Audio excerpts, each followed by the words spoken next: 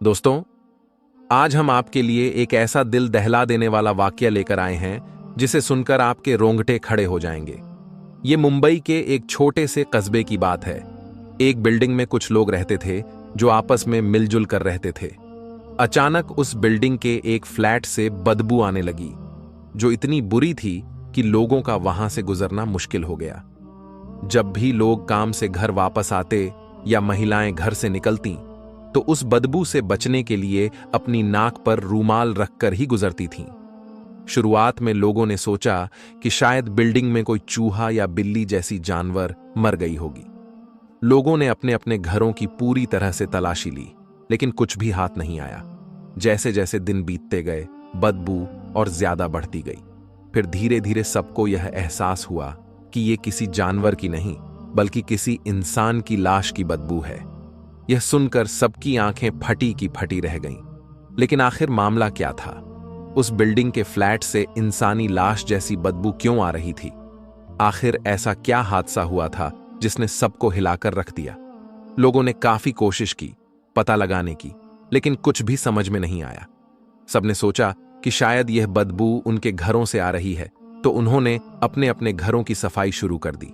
लेकिन सफाई का कोई असर नहीं हुआ और बदबू दिन ब दिन बढ़ती ही गई। उस बिल्डिंग में 4 अपार्टमेंट थे, 701, 702, 703 और 704। अब लोग सोच में पड़ गए कि आखिर माजरा क्या है। 701 वाले ने 702 वाले से पूछा और इसी तरह सभी आपस में पूछताछ करने लगे। फिर सभी ने मिलकर 704 वाले फ्लैट में रहने वाले व्यक्ति से बात करने का फैसला किया। जब सब वहां पहुंचे तो उस व्यक्ति ने दरवाजा खोलने से मना कर दिया। शुरुआत में लोगों ने इस बात पर ज्यादा ध्यान नहीं दिया, लेकिन बाद में सबको यह महसूस हुआ कि जितनी भी बदबू आ रही थी वह सब उसी फ्लैट से आ रही थी। जब लोगों ने लगातार दरवाजा खटखटाया और काफी कोशिश की, फिर भी कोई जवाब नहीं मिला। अचानक से उसी कमरे से बदबू की जगह खुशबू आने लगी। इससे सबको यह एहसास हुआ कि कमरे के अंदर जो भी व्यक्ति है उसने अभी अभी रूम फ्रेशनर का इस्तेमाल किया है। लोग तुरंत नीचे आ गए और बिल्डिंग के मैनेजर से बात की। उन्होंने कहा, सर, हमारे फ्लैट्स में बहुत ज्यादा बदबू आ रही है, कृपया इसका कुछ समाधान निकालिए। लेकिन मैनेजर ने इस बात पर ज्यादा ध्यान नहीं दिया और समय बीतता गया। जैसे जैसे बदबू बढ़ती गई, लोगों ने यह ठान लिया कि वह उस कमरे में रहने वाले व्यक्ति से बात करके ही रहेंगे और उसे अपने फ्लैट की सफाई करने के लिए कहेंगे। उस फ्लैट में जलील नाम का एक आदमी रहता था। जब दूसरे अपार्टमेंट का एक व्यक्ति उसके कमरे के बाहर खड़ा कुछ सोच रहा था, तभी जलील कमरे से बाहर आया। उसके सामने खड़ा शख्स जलील को देखकर कहने लगा, तुम्हारे अपार्टमेंट से बहुत ज्यादा बदबू आ रही है और इस बदबू की वजह से हमारे 7वें माले पर खड़ा होना भी मुश्किल हो गया है। तुम्हें अपने कमरे की सफाई कर लेनी चाहिए। हो सकता है तुम्हारे कमरे में कोई जानवर मर गया हो। जलील ने जवाब दिया, अच्छा, बदबू आ रही है? मुझे तो कोई बदबू महसूस नहीं हुई और इस बारे में मुझे कुछ पता भी नहीं था। खैर, जब मैं शाम को काम से लौटूंगा तब सफाई कर लेंगे। इतना कहकर जलील वहां से तुरंत निकल गया। वो आदमी वहीं खड़ा सोचने लगा, हम लोग बाहर खड़े होकर इतनी बदबू से परेशान हो रहे हैं और ये शख्स अपने कमरे में रहते हुए इस बदबू के साथ कैसे जी रहा है। वह आदमी जल्द ही बिल्डिंग के बाकी लोगों के पास गया और उन्हें बताया कि जलील की हरकतें उसे ठीक नहीं लग रही थीं। सब लोग मिलकर बिल्डिंग के मैनेजर के पास गए और इस मामले पर चर्चा की। तब उन्हें याद आया कि दिल्ली में कुछ दिन पहले ऐसा ही एक मामला हुआ था, जहां एक व्यक्ति ने एक लड़की की बेरहमी से हत्या कर दी थी और उसके टुकड़े करके फ्रिज में रख दिए थे। अब उन्हें शक होने लगा कि कहीं ऐसा ही कुछ 704 नंबर के कमरे में न हो रहा हो। 704 में रहने वाला जलील और उसकी पत्नी बाकी लोगों से अलग थलग रहते थे।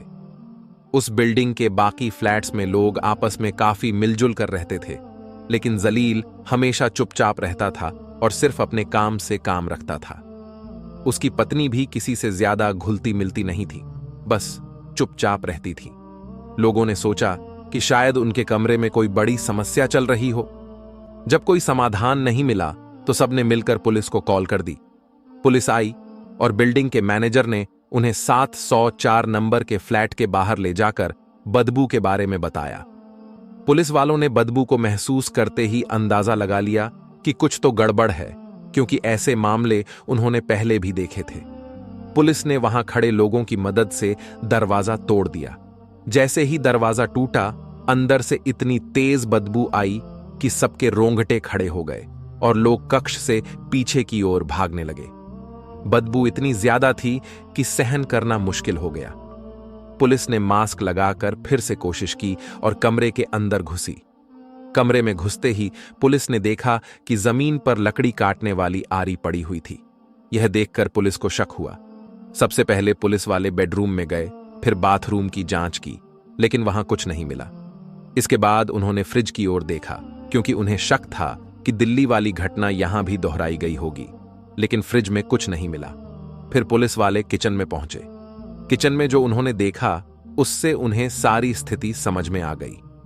किचन में 2 बाल्टियां और एक टब रखा हुआ था, जिनमें खून भरा हुआ था। खून के साथ उन बाल्टियों में छोटे छोटे मांस के टुकड़े भी थे, लेकिन अभी भी यह साफ नहीं हो पाया था कि ये मांस के टुकड़े किसी जानवर के हैं या इंसान के। उनमें से कई लोग यह सोच रहे थे कि यहां जरूर कुछ गलत हो रहा है। कुछ ने तो यह भी अंदाजा लगाया कि शायद ये लोग कसाई हैं और ये जो सारे टुकड़े हैं ये किसी जानवर के हैं। लेकिन थोड़ी देर बाद उनकी यह सोच बदल गई जब उन्होंने एक बाल्टी में एक मानव टांग देखी। उसके अलावा वहां और भी छोटे छोटे मांस के टुकड़े थे। पुलिस ने और गहराई से जांच की और पाया कि रसोई में एक प्रेशर कुकर भी है जो ढका हुआ था। जैसे ही पुलिस ने प्रेशर कुकर खोला, उनके सामने एक और चौंकाने वाला दृश्य आया। प्रेशर कुकर के अंदर भी मांस के कई टुकड़े भरे हुए थे। चूल्हे पर एक तवा भी रखा था, जिसे जब ध्यान से देखा गया तो पता चला कि उसी तवे पर मांस को भूनने का निशान था। पुलिस के मन में सवाल उठ रहे थे कि आखिर वह इंसान कौन था जिसे इस तरह से मार दिया गया। इसी बीच पुलिस को एक कटी हुई छोटी मिली, एक महिला की। अब उन्हें समझ में आ गया था कि ये सभी टुकड़े एक औरत के हैं। अब तक उनके पास एक सुराग था, लेकिन उन्हें पता करना था कि ये महिला कौन थी। पुलिस ने पास के लोगों से पूछताछ की। लोगों ने बताया कि यहां एक जोड़ा रहता है, जालाल और उसकी पत्नी मबीना। जालाल को सुबह देखा गया था, लेकिन मबीना को 2-3 दिन से कोई नहीं देख पाया था। अब पुलिस को शक था कि शायद यह मबीना ही है, लेकिन सच क्या था यह जालाल ही बता सकता था। पुलिस ने तय किया कि उन्हें जालाल को पकड़ना होगा, लेकिन एक समस्या थी। अगर उन्होंने उसे अचानक पकड़ लिया तो वह भाग सकता था और फिर उसे ढूंढना मुश्किल हो जाता। इसलिए पुलिस ने योजना बनाई कि वे 2 पुलिस कर्मियों को सिविल कपड़ों में बिल्डिंग के अंदर छोड़ देंगे, जबकि बाकी लोग बाहर उसके आने का इंतजार करेंगे। इससे जालाल को भागने का मौका नहीं मिलेगा। अब पुलिस जालाल का इंतजार कर रही थी। जैसे ही शाम हुई, जालाल काम से वापस आया। पुलिस ने उसे चारों ओर से घेर लिया। पुलिस वालों ने फौरन जालाल को पकड़ लिया और जब उससे पूछताछ की गई कि उसके कमरे में क्या हो रहा था और उसकी बीवी कहां है, तो जालाल के तो होश उड़ गए। फिर वह कहने लगा, साहब चलो कमरे में बैठकर मैं आपको सारी सच्चाई बताता हूं और यह भी बता देता हूं कि इन सब चीजों में मेरी कोई गलती नहीं है। पुलिस वालों ने कहा, गलती किसकी है यह तो हम पता कर ही लेंगे, लेकिन तुमने जो कुछ किया उसके बारे में खुलकर बताओ। जालाल ने जल्दी से सिगरेट का कश लिया और फिर अपनी बात शुरू की। उसने बताया, मैं एक छोटे से घर में अपने मां बाप के साथ रहता था और मेहनत मजदूरी करता था। जब मैं जवान हुआ तो मेरे मां बाप दुनिया से चल बसे। अब मैं बिल्कुल बेसहारा हो गया था। बेरोजगार तो मैं पहले ही था, कभी काम मिलता कभी नहीं। लेकिन फिर मैं एक पक्की जगह पर नौकरी करने लगा। वह एक परचून की दुकान थी। मैं दुकान अच्छे से चला रहा था। आसपास के लोग वहां से सामान खरीदते थे और मेरी भी बहुत इज्जत करते थे। मेरी काफी जान पहचान हो गई थी।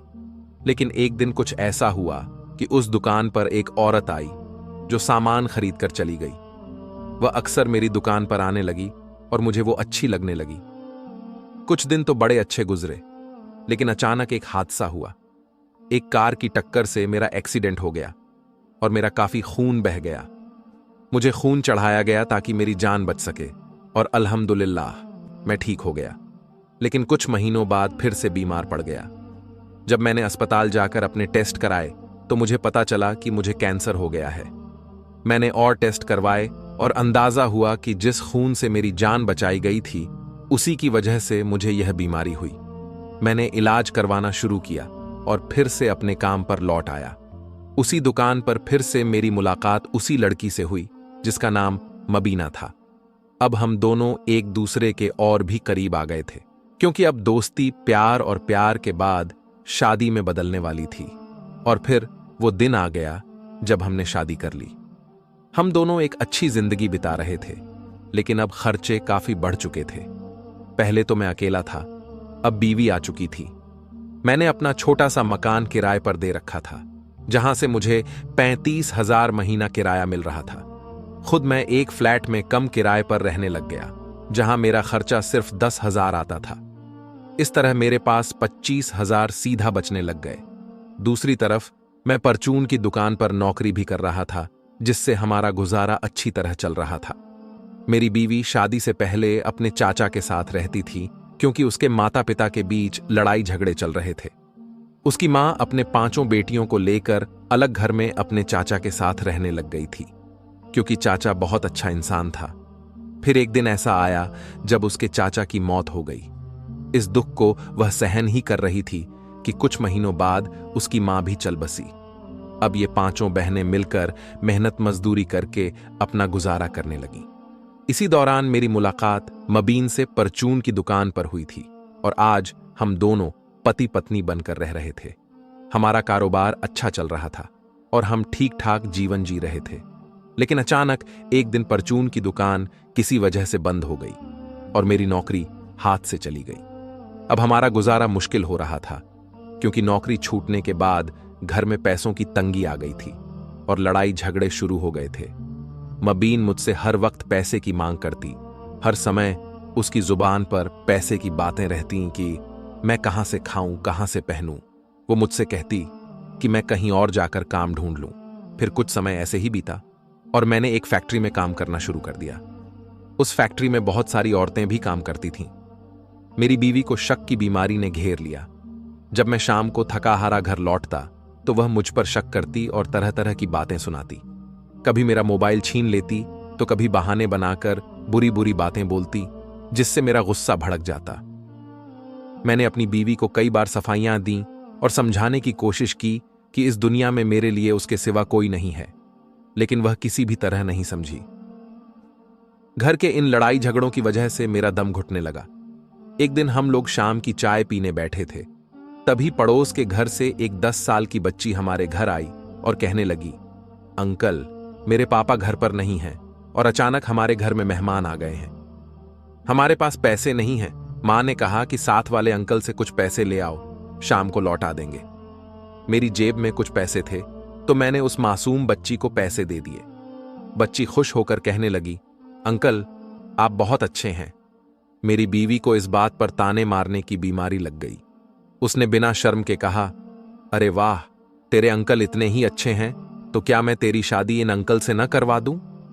वह मासूम बच्ची हक्का बक्का रह गई और मैं भी खड़ा खड़ा अपनी बीवी का मुंह ताकता रह गया कि वह इस तरह की बेहूदी बातें कैसे कर सकती है, क्योंकि वो बच्ची मेरी बेटियों के बराबर थी।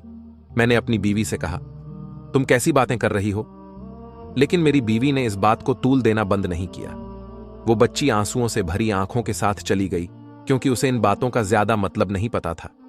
मेरी बीवी बार बार उसी बात को लेकर मुझे ताने मारती, कहती, अरे अंकल, तुम बहुत अच्छे हो, और कभी कभी कहती, तुम उस मासूम बच्ची से शादी कर लो, उसकी मां और उसका सहारा बन जाओ। इतनी बेशर्म बीवी मैंने आज तक नहीं देखी थी। एक दिन मैं तंग आकर अपनी बीवी को 2 थप्पड़ मार बैठा। उसने रो रो कर पूरे घर को सर पर उठा लिया। जैसे तैसे करके मैं काम पर निकल गया। पूरा दिन फैक्ट्री में काम करता रहा, लेकिन मेरे मन में बीवी की बातों की ही गूंज थी। मैं दुआ कर रहा था कि या अल्लाह, मेरी बीवी को हिदायत दे। शाम को जब मैं घर लौटा और कमरे का दरवाजा खोला तो मेरे पैरों तले जमीन खिसक गई। मेरी बीवी जमीन पर गिरी पड़ी थी और उसके आसपास कुछ दवाइयां बिखरी हुई थीं। मैंने भागकर उसे उठाया तो उसके मुंह से झाग निकल रहा था और उसकी सांसें नहीं चल रही थीं। मेरी बीवी इस दुनिया से जा चुकी थी। उसने जहर खा लिया था। पुलिस ने मुझसे पूछा, अगर तेरी बीवी ने जहर खा लिया था तो तूने पुलिस में शिकायत क्यों नहीं की? मैंने डरते हुए जवाब दिया, मुझे डर था कि पुलिस मुझे ही दोषी ठहराएगी और जेल भेज देगी, क्योंकि गलती तो मेरी बीवी की थी और मैं बलि का बकरा बन जाता। इसीलिए मैंने आप लोगों को कुछ नहीं बताया। मैंने सोचा कि क्यों ना मैं उसकी लाश को ठिकाने लगा दूं, लेकिन पूरी लाश को ऐसे ही बाहर ले जाना मुश्किल था, क्योंकि मैं 7वीं मंजिल पर रहता था। अगर मैं लाश को बाहर ले जाता तो कोई ना कोई मुझे देख लेता और सवाल करता कि तू ये क्या कर रहा है। तब मैं उन्हें क्या बताता? फिर मैंने फैसला किया कि बीवी की लाश के छोटे छोटे टुकड़े कर दूंगा और उन्हें ठिकाने लगा दूंगा। सबसे पहले मैं शहर जाकर कुछ औजार खरीद लाया, जैसे कि हथौड़ा, आरी, लकड़ी काटने वाली कट्टर और कुछ और सामान।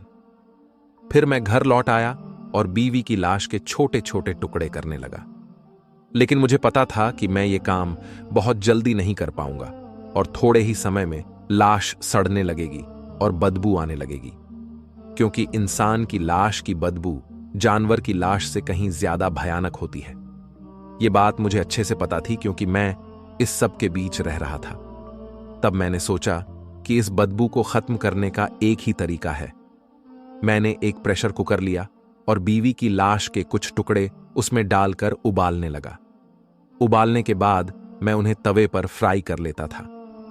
मेरा प्रेशर कुकर में उबालने का मकसद था कि टुकड़ों के अंदर से कोई बदबू बाहर ना आए और तवे पर फ्राई करने से पूरी तरह से बदबू खत्म हो जाती थी।